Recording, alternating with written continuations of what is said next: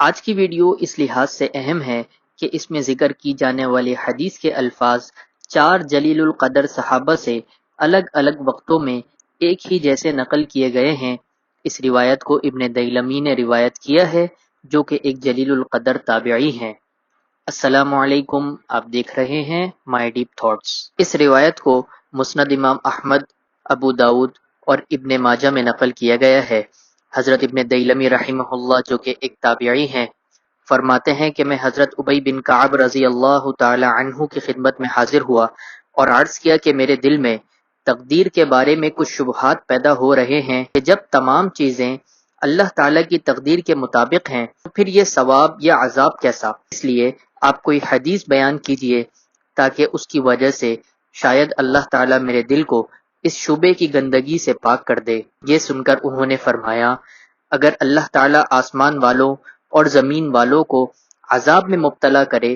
تو وہ ان پر کسی طرح ظالم نہیں ہے،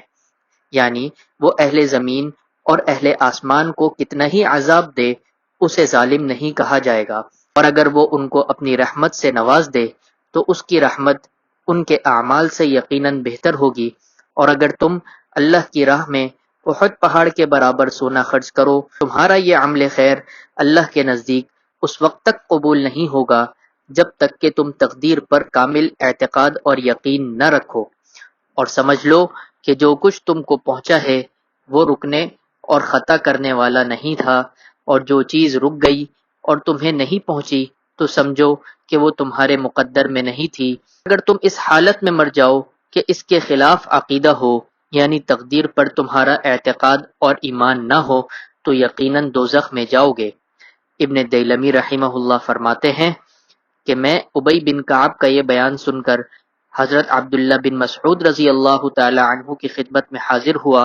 اور انہوں نے بھی یہی بیان کیا۔ پھر حضرت حذیفہ بن یمان رضی اللہ تعالی عنہ کے پاس گیا تو انہوں نے بھی یہی کہا، اور پھر میں زید بن ثابت رضی اللہ تعالی عنہ کے پاس پہنچا تو انہوں نے بھی اسی قسم کی حدیث رسول کریم صلی اللہ علیہ وسلم سے روایت کی۔ اس حدیث کے یہ الفاظ انما اصابک لم یکن لیخطئک، اس کا مطلب یہ ہے کہ تمہیں جو کچھ حاصل ہو اس کے بارے میں یہ نہ کہو کہ اسے میں نے اپنی کوشش سے حاصل کیا ہے،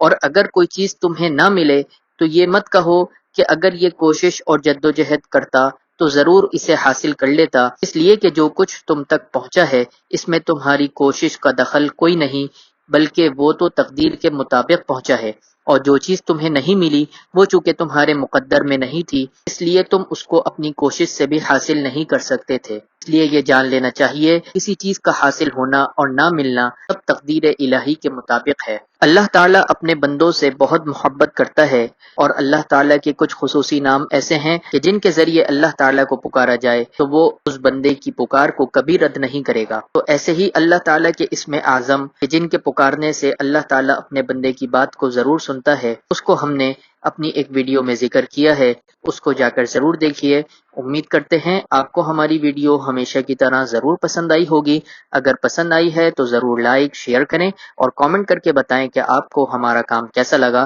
اور اگر آپ نے ابھی تک ہمارے چینل کو سبسکرائب نہیں کیا ہے تو ابھی سبسکرائب کر لیں۔ ملتے ہیں اگلی ویڈیو میں، تب تک کے لیے اللہ حافظ۔